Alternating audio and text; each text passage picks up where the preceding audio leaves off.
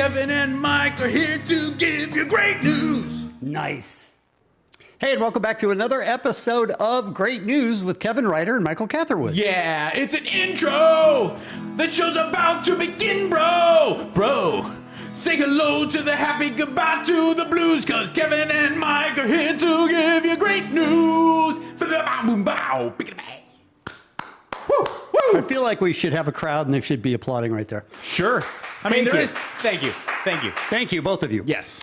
A member of the Kansas City Chiefs is a weird dude. I don't know if you've heard of this guy, but his name is Laurent Duvernay Tardif. I have heard the name, but I always thought he was some like Duke from, Austria in the 1920s. That name is, I believe it's French, because I believe he grew up in Canada on the East Coast. Oh, ho, ho, ho. Yes. But he plays for the Kansas City Chiefs. Yes. Who just played in the Super Bowl. They didn't win. They did not win, no. But Laurent is also a medical doctor. What? He's also a medical doctor. I'm always so sure. Like, it never, I don't want to say it doesn't impress me, but it doesn't surprise me when people are like, I'm an NBA basketball player. I'm also a painter. Or Right. I'm also, because you go, oh, that's NBA beautiful. basketball player, you assume it's all consuming and you don't have time to be an artist. Then one thing that's all consuming, fucking MD. Yeah. Like, well, he went to medical school and finished in residency. it's Canadian medical school, so it's probably like half of what we do. Oh, you're sick? What are you talking about? What's all your sickness about? Come on in. He is the first player to ever opt out of a football season. He opted out of the 2020 football season, including the Super Bowl we just watched. That's what? Because he is in Canada doing doctoring stuff. Fighting COVID. Yes. Dude. Okay, much props to you. Right? Yeah. Isn't that crazy? Barracuda but also, Vanderlei or whatever your name is. His name is Laurent Duvernay Tardif. It's not Barracuda Vanderlei? No, it is not. Okay. The only thing that he hadn't done for his doctorate is some kind of rounds where you just have to do the really worst stuff. You know what I mean? Like catheters. Is that residency? Is that what they do? Residency, Yeah, okay. Yes. And changing sheets and Yeah, it stuff like sucks. that. Well, that's what he was doing. And here's a story on him. Meanwhile, we will not see Laurent Duvernay Tardif. However, he was honored as a Sports Illustrated Sportsman of the Year and was also awarded the Lou Marsh Trophy, which is given annually to Canada's top athlete. All of this for a player who didn't play a single down this season. Our Andrea Kramer now has more on how Duvernay Tardif's priorities shifted during the global pandemic. In February of 2020, as you are basking in the glow of being a Super Bowl champion, if I told you that a year later, as the Chiefs are preparing to defend their title, that you would be healthy and sitting in Montreal, you would have said what? That you're crazy. Right? All right, hold on one second. I believe, and you can judge for yourself, that this reporter is in love with him. Oh, yeah. You could just tell. Dude. But so is everyone. Every gay man and straight woman is. He's an NFL football player. He's like, oh, no, I'm going to, got to do my doctor thing. I'll be back. I'm skipping this year, but... That's so unfair to, like, getting laid. You know what I'm saying? Like, imagine if there was, like, a fireman rock star. Or something, you know what I'm saying? Yeah. Like, this is unfair. You can't be NFL football player and doctor. No, you're right. Here's his story. Medical degree. I have a doctorate of medicine. There you go. But I'm not a fully licensed physician yet because I haven't done residency training. I was hired by the medical system as an orderly. Oh, dude. An orderly. What happened that crystallized your decision to become the first NFL player to opt out of the season? Every July 25th, it's the beginning of training camp. At some point, I was like, is it really what I should do? So I guess you guys know by now that I decided to opt out. The last 4 months in a long-term care facility really gave me a different perspective. I've seen like firsthand the shortage of staff, people getting sick, people dying. I just don't see how I can just go about my business and play football right now. Look at him. You realize that what really matters, it's not the treatment, it's the caring, you know, making sure that your patients are comfortable, that they preserve their dignity. And that's really what I learned. What became your priorities when you chose to opt out? It's not easy to say no to one of the best years of your career and, you know, a potential second Super Bowl. I was feeling like I was letting my team down. But at the same time, I feel like I got to be able to look at myself 10 years from now when I'm going to be a physician and be like, I made the right decision. For me, there was going to be things more important than football this year. Oh, yeah, I'm lifting weights in the snow. As the season went on, when the stakes are getting higher, when it's getting darker and colder, like that's the time of the year that I love playing football. And not to be there with my teammates, it's like getting harder and harder. What's been the toughest part of missing the season for you? It's winning, and the Chiefs are pretty good at winning. The Chiefs are back-to-back AFC champions. Except Watch the this game on Sunday, and then the next day you're working at the long-term care facility, and all they talk about is how good the Chiefs are. The Chiefs are heading to the playoff, and you're like, what am I doing here? Like with a cup of like apple puree and medication. What's it going to be like for you to watch the Super Bowl and know you have nothing you can do about the outcome? To some extent, I think it's going to be even more difficult than actually being there. One of the things I ask myself is, if the Chiefs win the second Super Bowl, how am I going to feel? I promised myself I was going to be happy, and I want them to win, and they will. Not so much. But I believe it's on Laurent. I believe it's his fault that they lost 31-9. They would have won. That is an amazing human being. Honestly. He's hired as an orderly. He's a doctor that's hired as an orderly. Yeah, think about that too. Like, you could almost understand it if he was going back to like surgery, or he was like this really well-regarded MD. He's gonna be cleaning up piss. Like, I mean, seriously, that's what his job is. And he gave up a Super Bowl contention NFL job to do that. That's really, really, really beautiful, really moving. I just see myself in that position going, no. Long-term care, holding pee, playing in the Super Bowl, possibly helping my team score more than 9 points. Yeah. Well, and also, he's an amazing dude. I talked to Nick Hardwick this last week on my my personal podcast, and Nick, it's called Mikey Likes You. Mikey Likes You. Thank you very much. And he is a former NFL player, star, all-pro level lineman for the what was the San Diego Superchargers, and he was talking about, he's like, you don't understand. Like, I totally see how players, especially in the NFL, have such a crippling depression leaving the league, because he's like, I have children. I have a beautiful marriage. I've had great things in my life. Nothing compares to coming out of the locker room on a Sunday with the thundering applause and people. He's like, that feeling, that what happens chemically is so overwhelming. So for this man to give that up is... To have that experience last year. Yeah. And be standing there holding the trophy. That is amazing. It's truly amazing. And here, this brings up something I was thinking about. I had this idea, like, why are Canadians I mean, this is not stereotype. Canadians are so nice. They're such agreed.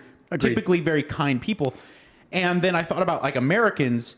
I always have found that some parts of the South, but also mostly like the Midwest, like the real Midwest, that's like the nicest Americans. Like, they're so just kind and like sincerely, genuinely nice. What about each coast? What about the East and West Coast? I mean, look, I hate to make generalizations, but people...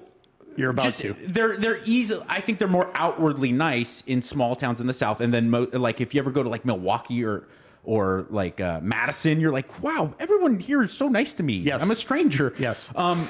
So I was like, maybe it's the cold. People in the cold are nice. But then I was like, Russia and Boston.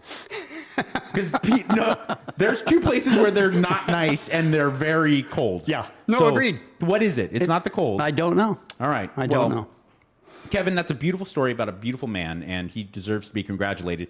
I'm going to show you a story about a beautiful animal. Okay. And the reason this is so beautiful is because amidst nature, I'm sure animals all the time take from other animals. They take advantage. They have to do what they have to do for survival. You steal, of course. Or you take, or you kill. You know, it's part of nature. This raccoon is so good because he does it with style. The style of a human being. Check out Raccoon Thief. Oh, hey, cats. What's up? What's up, guys? He just you guys walks are eating? right past. You guys are eating? Yeah. I'm out. Later, bro. Watch this again. And by the way, doesn't run away. Eats it right in front of their face. I love this, that looking, like just walking past them going, what? Yeah. Who's got some? No. And look at the cats are like, are you shit? Whoa, what? Oh, dude, come on, man. And then he goes, right there. Watch me eat this. Watch me eat this, fuckers. Have you seen my claws? Yeah, don't even come near me. I love that raccoon is the best. That raccoon is the best. There's a lot of FU animals. I think raccoons and possums top the list. Yeah. Because they don't just screw with you. They screw with you and go, yeah. And what about it? Sitting on your trash cans, they're like. I came out one morning. I used to do the morning show at K-Rock in Los Angeles. And I came out and it was dark like normally. And it was like 4:30. And there was a raccoon behind my car, outside the garage. So I opened the garage door and I go, oh, there's a raccoon there. So I'll just back up a little bit. And you'll get the point. It'll run off. Yeah. And I backed up and it just sat there, just like that one, just like, what do you got? Yeah. I ended up being stuck there for about 10 minutes because I couldn't figure out how to get the raccoon to move. And they're smart enough to know that they're fucking with you, right? Yes, you know what I'm saying? I think so. It wasn't a naivete thing. He was like, I'll tell you that because I found a 2x4 and I was like, all right, listen, throw the 2x4 close to that bad boy. And it'll scare it. Yeah. And it'll run off. Yeah. And I threw a 2x4 at the thing and it clang, clang, clang, clang. And that thing was just like, not today, buddy. You missed me. Yeah. I'm right here. Yeah. What's going on? Finally, I just started backing up and backing. I was just going to go to work. And by the time it got sort of even with my bumper, it just strolled, just a leisurely stroll away. Yeah. And it was beautiful. You know why? Why we lose? Because you had that happen in the Valley, and I would have it happen to me, either in Venice or like Pasadena or something. Those raccoons don't do that in Del Rio, Texas. Oh, they don't? You know why? They have guns? Racket that shot, and then they run. Raccoons have guns? No. The humans do. Oh, because that would be great. Because there's one easy way to solve that problem. Yeah. But you can't do that in Tarzana. Yeah, we're in Los Angeles, so that does. Boom! And then, by the way, that raccoon, even if you miss, they're not coming back. He's going to tell all raccoon friends, too. That's what I thought when I threw the 2x4. Yeah, the 2x4 doesn't mean shit. Look at that animal. They don't care. It is so bizarre to watch an animal just give you that and what and stare. what, buddy? Yeah. It's crazy. Especially an animal that, granted, they could cut you up. I mean, they have really sharp claws. But you could still, we will win. No, we would take them. I will snap your neck, little shithead. Yeah. All right. I'll get scratched in the process, but I will. Yeah, but it just stands there. They're like little like Diaz brother animals. It's like, what? You want it? Let's go. Anytime, any place. Hang on, I just got a notification that we're doing our podcast. Okay, good. Yeah. Good thing. All right. Here's a billionaire who is going to raise $200 million for St. Jude's Children's Research Hospital. 200? Yes. And when you say raise it, because he or she is a billionaire. A billionaire. He's not going to write it. He's not going to write a check. He's going to write a check for half of it. So he is guaranteeing $100 million. That's their floor? $100 million? That's where they start. Holy moly. The guy is a tech entrepreneur named Jared Isaacman. And listen to this. He made his fortune in tech and fighter jets. He has the largest private fighter jet army. What is with these people? First, it's the NFL playing doctor. Now it's the tech fighter jet guy. Yes. You know what that sounds like when you ask like a 7-year-old, what are you going to do when you grow up? And they're always like, I'm going to be a Major League Baseball player and a fireman, and then I'm going to be in the Marine Corps. This guy didn't understand that the kids don't know what they're talking about at that age. I'm going to make fighter jets and then be a tech billionaire. It's like Tony Stark. Here's an interview with him. Welcome back to Yahoo Finance Live. SpaceX announcing its first ever all-civilian space flight crew. And we've got the guy who is commanding this trip. We want to bring in Jared Jared Isaacman. He's a co-founder and CEO of Shift4 Payments. And Jared, it's great to have you on the program. This clearly is a very, very exciting flight that's expected to happen. It's expected to be a multi-day trip from what I gather. But what can you tell us about it? Yeah, well, first, thank you very much for having me. I love talking about Inspiration4 and everything that we hope to accomplish with this mission. So it's going to be the first all-civilian mission to space. It's the first step towards Hold up. I don't want to be on the first all-civilian trip to space. Yeah, no. I want someone to be there who knows what they're doing. Yeah, it's like surgeries. You don't want to be the first. You're like, go ahead and work this one out. All-civilian surgery. Yeah, fuck that. Okay. A world where everyday people can go and explore among the stars. And that's pretty significant. And recognizing the significance, we've tried to be like super thoughtful about the crew that's going to go on this mission and represent us, as well as the organizations that we hope to benefit, including kicking off the largest fundraising campaign ever in the 59-year history of St. Jude Children's Research Hospital. Can I just say, congratulations. This is the coolest story in a long time. I don't know where this guy came from. The fact that you're going to be possibly, launching this fall with normal people. I'm cheering. I wish I could go, but I lose my cookies just looking at the TV sideways. But let's talk about the St. Jude element, because all you have to do to be eligible to be one of those people is to make a donation this month to St. Jude, right? Yes, and that's like one of the most exciting parts about this mission is how we're opening it up to the public. So, as of yesterday, we kicked off the Inspiration4.com mission website, and we are inviting people to go on the website and potentially join us on this incredible mission. So you can make a donation to St. Jude Children's Research Hospital, which is, an incredibly worthwhile cause, right? And at the end of the month, we're going to do a random drawing, and somebody who made that donation to that good cause might be getting fitted for a spacesuit. And we're also going to bring a crew member up who's going to represent, who's going to be an entrepreneur. And we're inviting anyone, whether you are currently a business owner or thinking about creating a business, go on the Inspiration4 website. Create.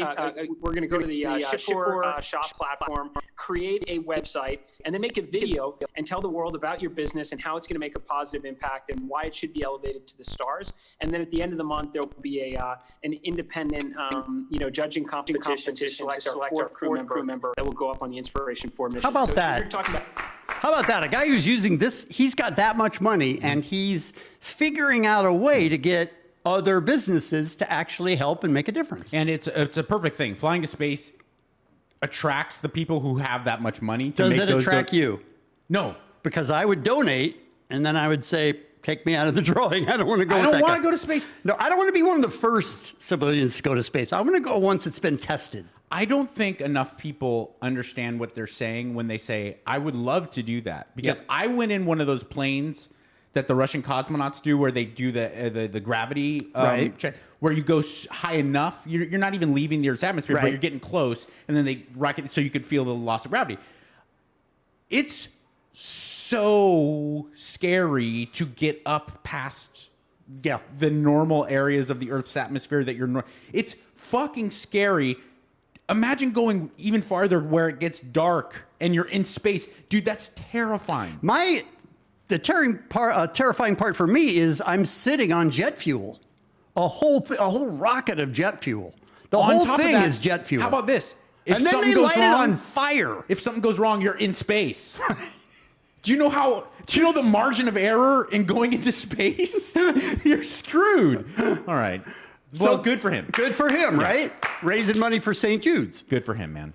Now, this isn't certainly as overwhelmingly impressive as a guy raising money through charity to fly to space, but this is one of those everyday acts of kindness that you go, wow, that makes me feel good about humanity. This guy's a YouTuber, and he moves to San Francisco. He's not from the area, and he got a flat tire. He realized that it was such a weird cross-section of people who, out of the blue, offered to help this young man. So he thought, like I said, he's a YouTuber. He's like, I'm going to pretend to get another fake flat tire or have another tire trouble, and I'm going to see what happens. I'm going to film it and check out this amazing act of kindness. You should have a jack and a and a lug wrench in your trunk. Do I? Do you think? Good. I mean, I have no idea how to change a tire or anything. What? What do you normally check? Now this is a homeless man that just walked up. I don't have one? Hey, your jack and your lug wrench is missing. Damn. Because I mean, I don't live anywhere around here. I don't know anybody around here either. I'm from San Francisco. I moved just 2 days ago. Oh, sorry. Vice Hey, I versa. have some friends that we're staying right down here. Uh-huh. I'll go see if they got a jack. Maybe if you can help me out. Yeah, we'll get through this. Don't worry about it. Thank you so much. I really Give me appreciate a minute. Hold on. Thank you. We'll get through this. Not even close to done. Not even close to done with this random broke homeless man. Keep going. 30 minutes later. Can I let you borrow a jack? No, actually, I went and bought you one. You went and bought me one? I took my What's going on here? recycling money and You're destroying my clip. I thought you said you wouldn't go. Stop it and start it over. have one. Not the. There we go. Not at the beginning, but just pause right it. down there, so I didn't mind. Yo, you bought Okay, me pause. a jack? Wait, So what store? what we lost in the audio problem was the young man says, "Hey, so your friends let you borrow a jack?" He's like, "Nah, man, they didn't have any, so I just went and bought one." Did he just peel off hundreds? And the guy goes, "Well, did you have enough money?" He's like, "No, I just I gathered my recycling together and got some cans and cashed them in so I could buy you a jack." Wow. And what? Keep going. How much was You're that? gonna need it. How much was that? You stop that! It's about $50. Pause and start again. Don't worry about 50 it. bucks? Don't worry about it. It's about $50. Don't worry about 50 it. bucks? Yeah, it's okay. You could have used that money for so many things. Yeah, but you're a young guy. You know, you're not from around here. You could use the help. Man, thank you so much. No problem. So let's Okay. get this taken care of. Yeah, for sure. Awesome. At that So I point, think we have to- at that point, as the homeless guy, I'm done. I got you a jack. Here's a jack. Here's a jack. I gotta go somewhere. Anywhere. Yeah. But here. And he gets down and starts fixing it. Oh yeah, and Crazy. he totally gets the guy ready to rock.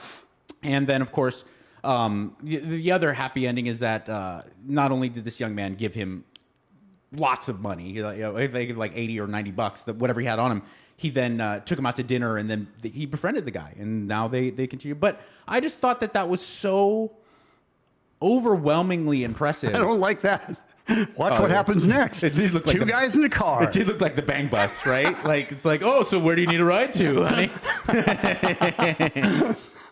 So there you go, man. Makes you feel good. How about that I know. guy? How about that guy? It's always fascinating to watch people who have nothing help others. I love that. I agree completely. And don't get me wrong, I'm not crapping on the billionaire that's obviously writing big checks, because that is incredibly generous. He's helping people too. But to think when someone doesn't have a pot to piss in, and then they think it of themselves like, well, I gotta help someone else. This guy needs help. That's all the further his thinking went. That's beautiful. crazy. All right, I would like to introduce you to Nzabi Marek. I'm pretty positive I said that right. Oh yeah, sure. I bet all the money in the world you did. Nzabi was just named Young Champion of the Earth. That's the best title ever. I didn't know you could be Young Champion of the It Earth. sounds like something Steven Seagal would say about right. himself. It's an I'm also absurd title, but she coaching just Machida, and I'm also a young champion of the earth. she is a material engineer in Kenya. Awesome. And she put two things together. We have huge problems with plastic, Meaning there's too much litter. of course, and we need building materials. Okay. So she figured out a way to take plastic and make bricks out of the plastic. Out of litter plastic, like That are, wasted. yes, Oh that my are God. stronger than regular bricks. Oh my gosh. Watch this. Let's turn trash into cash. Just My trash. name is Nzambi Mate. I'm the founder of Jenge Makers Limited. Jenge We convert Makers. plastic waste into building products. Young Champion of the Plastic Earth. waste is not just a Kenya problem, but it's a worldwide problem. And here in Nairobi, we generate about 500 metric tons of plastic waste every single day, and only a fraction of that is recycled. We decided, what more can we do?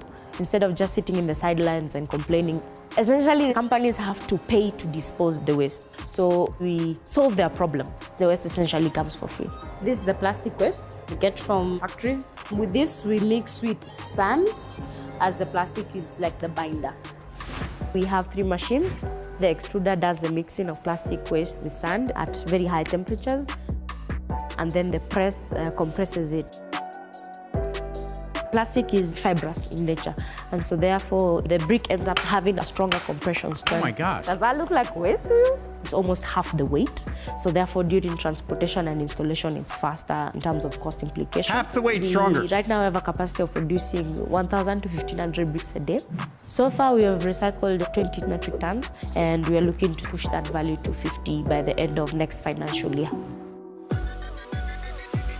Winning the Young Champions of the Earth award is a huge motivation booster for us as a team. It's been a long 3-year journey, and so this was like someone saying, I see what you're doing and I appreciate that. And with this platform, we're looking to see how we can get on both partners to scale this solution, not just in Kenya, but all over Africa, just to start. And in addition to that, be able to impact and motivate other people and other youths to do similar things in different places. So right now we are just making paving blocks, but we now want to make actual building blocks. As I like saying, you have to be true to your why. Why are you doing this? What is the motivation behind it? For me, I was just tired of being in the sidelines of seeing plastic. I ideally jumped in off a cliff without even a parachute. I was building it as I was falling down. But isn't that how great things are done? So act for nature. How great is she? I love her. I love her a lot. She's the young champion of Earth. I want to be young champion of Earth. I do too. Yeah, but here's my thing. Yes. How many of us, of course, she's a lot smarter than we are, but see plastic and go, wow, that sucks. Go on about our day. Yeah. I Not do that. her. I do that every day. Right. Every single day. She makes I go it by the into a canals, brick. I'm like, this sucks. Litter. Well, that's bad to have all that plastic there. Yeah. Good. Gosh. Right? You are Young collecting, champion of Earth. You collected amazing humans that are doing amazing things. I collected amazing animals Love both. that are doing amazing things. Love I already both. showed you Raccoon Thief. This story, and all I'll say, because it's long, got to follow it, but this is true. Okay. You, Kevin, you, the audience, this is true. You think I won't believe it's true? I know you won't believe it's true because I didn't believe it's true. I read a book a while back called American Wolf. Same. And I do recommend it. It's about wolves in America, which I guess is not natural. American Wolf is about wolves in America? And they wanted to bring wolves to like Yellowstone because they're such majestic, beautiful animals. So they went to Canada, brought down these wolves. The thing is that wolves in North America are so, their existence is kind of turbulent and tenuous. So they're all marked and almost all monitored. Oh, they're all tagged? Yes. Oh, interesting. All tagged, I should say. Yeah. So this story, he's got a black mark on his ear. He's come by like a cattle prod. So this story is told from outdoorsmen and mountaineering people in Canada. This is real. This happened. Go ahead. This is not what I was looking for. No, but he's saying I'm on the hunt. I'm after you. Hungry like a wolf. It's a theme song for your story. I will say this. I'm glad. I'm not glad that you played Duran Duran, but this does give me the opportunity to say, go back and listen to some of this. What was considered like Duran Duran was the most cheeseball band in the eyes of like the music community. Yes, in the agreed. mid '80s, they were super successful, but they were like sort of disposable. Oh, Simon's just handsome. That's why they're famous because they're not. Listen to those like bass lines and stuff, and compare it to the superficial. They just make it on their looks artists of today. This is way better. Yeah, these are way better written songs. Although that's not your point. That is not my point. Okay, play this goddamn story. This story happened in the far north. A man was going through a forest and he came across a huge wolf. The man was frightened to death and he couldn't see at first that the wolf was in a trap. The beast looked exhausted. It was clear that quite a bit of time had passed since the wolf fell into the trap. The man came closer and examined the animal. He noticed her swollen nipples in which there was milk. It became clear that there must be hungry pups somewhere nearby. Despite her fatigue, the she-wolf did not let the man come to the trap. It was necessary to do something. Looking around, the man went to search for pups. A few minutes later, he managed to find the location of the wolf den. The man brought his hands to his mouth and tried making a wolf howl to call the babies. No one appeared. He tried again. To his surprise, he managed to get the pups to come out of their den. What? Obviously, they were hungry. It was hunger that made the pups come out. The man took them and put them into his bag. He went to the she-wolf. Approaching the place, the man saw the she-wolf standing quietly and looking at him. Of course, she smelled her pups and was anxiously waiting for them. The man let them go, and they joyfully ran to the wounded she-wolf. Licking her babies, she lay down, and the little wolves started sucking her milk. On the way to the she-wolf, the man noticed a body of a dead deer, so after taking the pups back, he immediately went to bring it. This food was enough for a couple of days. Having fed the she-wolf, the man set up a campsite and stayed there for the night. In the morning, the pups woke up the man, playfully licking and sniffing his face. The wolf watched this with excitement, and then the thought occurred to the man, what if I try to gain the confidence of the predator? Maybe this way I will be able to save her from the trap. Pause. Over the next few days... And then the wolf killed him. I don't think and not like I'm not Steve Irwin or anything, but I don't think people truly understand, like, this is not Disney-fied kind of... It does Hollywood. seem like it. A wolf will fucking eat you, like, really quick, like, really, really wants to kill you. It does not want you around its family. It does not want you to be near him. As a human, you see a wolf, you go, okay, better back up, because they are very, very vicious, and they do not want to be your friend. Right. So this is so crazy, taking that into consideration. Continue. Man talked with the she-wolf for hours, fed her, and slowly began to approach her. The she-wolf appreciated the efforts of the man and allowed him to get a little closer to her. Once, while feeding the wolf, he noticed a slight wagging of her tail, and he decided that he needed to act. The man took a blanket, wrapped it on his hand, and sat next to the she-wolf, so close that she could easily grab his throat. She let him do it, and sitting next to her on the cold earth, the man fell asleep. In the morning, he was awakened by the fluffy wolf pups. The man was very excited and happy that he was still alive. It was quite a chance. He could not miss the chance. The man put his hand on the wolf's injured leg. The wolf shuddered, but showed no signs of aggression. Then the man finally released the poor beast's paw. One would expect the she-wolf to pick up her pups and leave, but the man was surprised when she came up to him with the pups and began licking his hands. And bit his hand off. The most unbelievable thing happened. The savior of the she-wolf realized that she was calling him to go with her. He was amazed by this behavior, and he went after the she-wolf. Following the rescued wolf, the man went into the depths of the forest. After a while, they came to a plain with a beautiful lake. The man saw that a wolf pack of 8 adult animals and several pups lived in this place. The wolves greeted the she-wolf with a heartbreaking howl. The wolf with her pups joined the pack. Of course, anyone would hardly want to be in such a place. To his own surprise, he was not scared. On the contrary, he felt as if he were part of the pack. It was getting dark. The man made a fire and pitched a tent. He saw wolf silhouettes moving in the dark. He had a strange feeling, an unusual admiration and reunion with nature. All right, hold up, just 1 second. It doesn't help that it's told like it's a fable. Right. She's like got the music behind her. Once there was a man in the forest. It's sort of told in that style. Absolutely. So you don't really feel the danger and the importance of that. And like I said, because of the way it's told, because of how preposterous this story is, and we haven't even gotten to the most preposterous part yet, you're just like, well, okay, this sounds great, but it's just a YouTube video. This isn't real. Look in the top right corner there. It says real facts. And I went and I researched. I was like, it turns out this was an article and a story written by the man that it happened to. And no kidding. She's retelling, and this whole website is just amazing things that have happened in nature.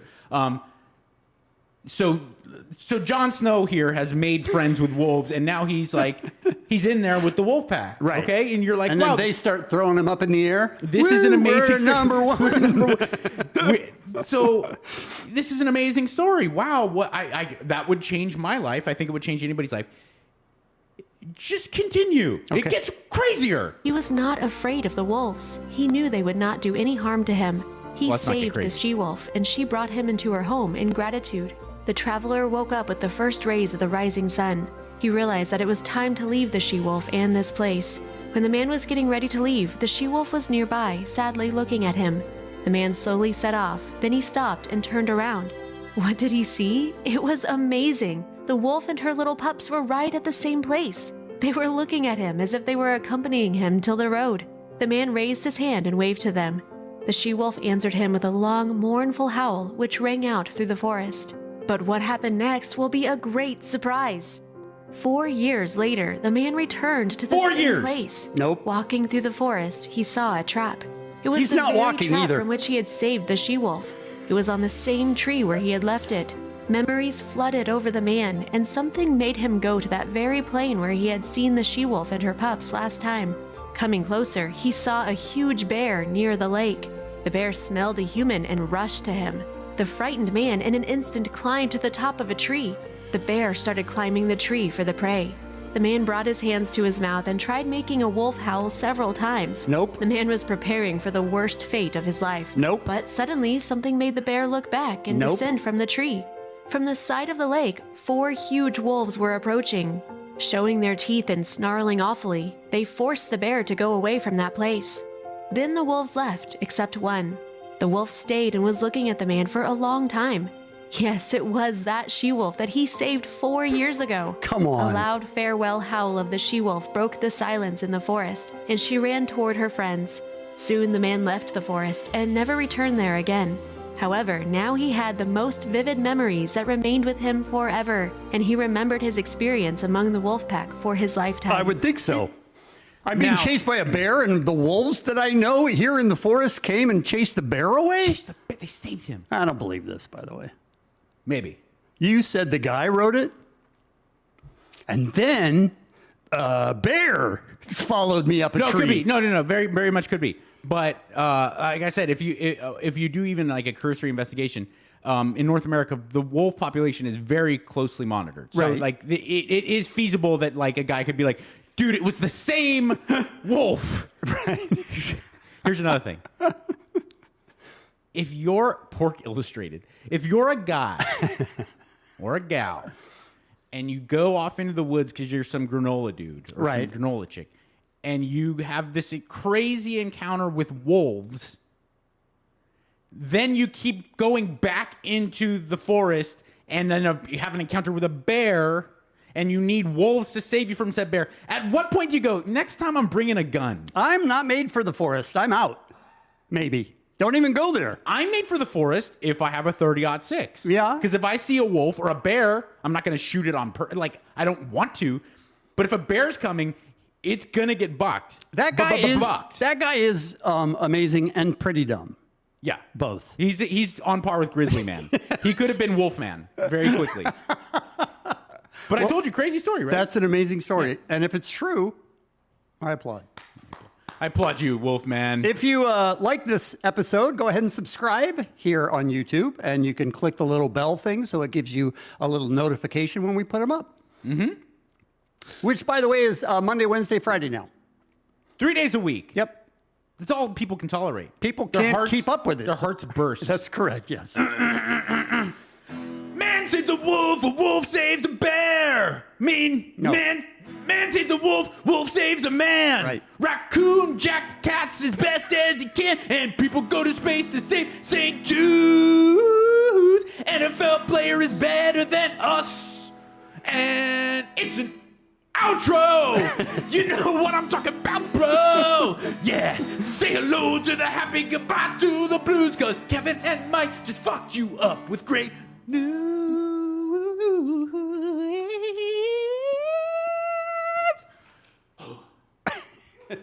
Kevin and Mike are here to give you great news. Nice.